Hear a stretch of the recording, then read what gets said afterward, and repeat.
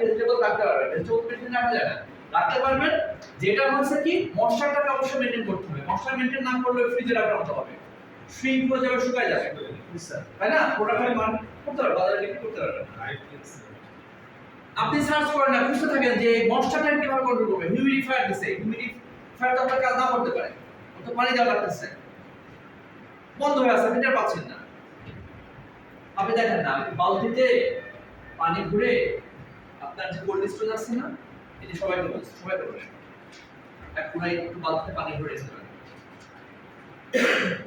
ঠান্ডা করে ড্রাই করে ফেলেন না, মানে ফসল থেকে আপনার মশলাটা নিয়ে নিচ্ছে, সেই মশলাটা পানি থাকবে না, পানি ওখান থেকে টানবে, ফলে কি ঘরের মশলা লেভেলটা আপনি কিন্তু আপ করতে পারবেন। আপনি সার্চে দেখেন, আপনি জানেন চ্যাট জিপিটিকে দেখেন যে আমি কোল্ড স্টোরেজের যদি বালতি ভরা পানি রাখি কিন্তু মশলাই করতে পারি না, বা হিউমিডিটি